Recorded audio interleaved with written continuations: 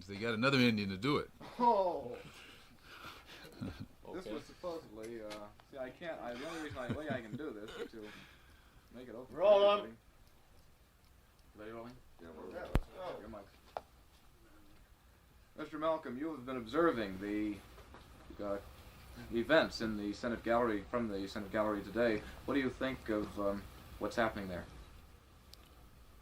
Well, it shows that our people will be around a long time listening to others debate whether or not they're going to be acceptable as citizens in this country.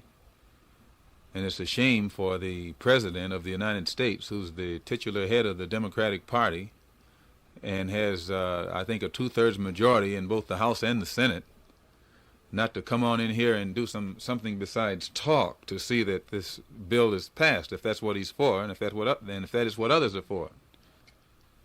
Are you for this bill? I'm for freedom, justice, and equality for black people in this country.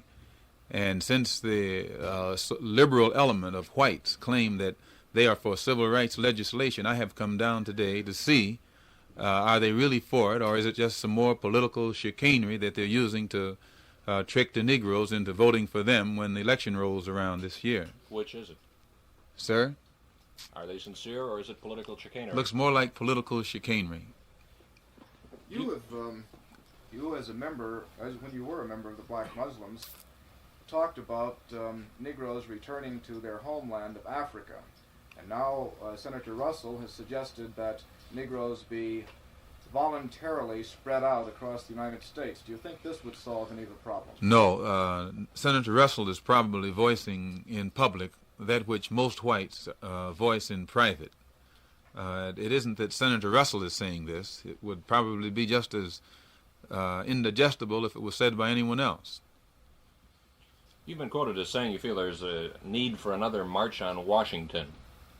Is that correct? And what type of a march? I said that if the Civil Rights Bill, which is being used as political trickery to make Negroes think that there is an element of people in this country who want the Negroes to have their rights, if it runs into the same thing that the March on Washington ran into, which means it produces no results, the frustrations of black people in this country and their disenchantment with all of the political maneuvering and false promises of the politicians has reached the point where you will find a large number of people, probably both white as well as black, but a different element this time, coming back down to show their dissatisfaction.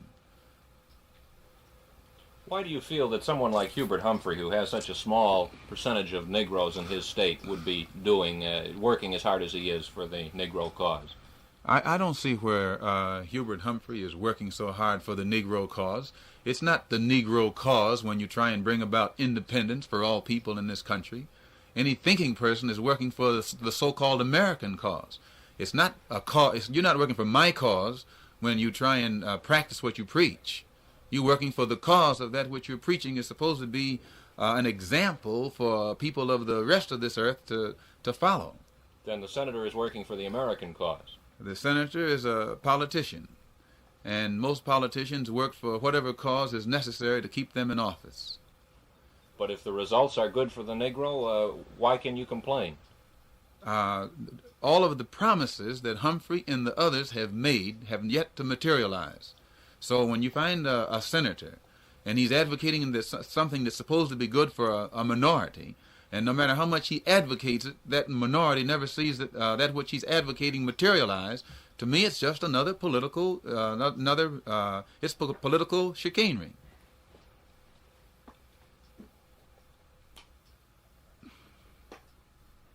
Thank you, Mr. Malcolm. You're welcome. Tanto.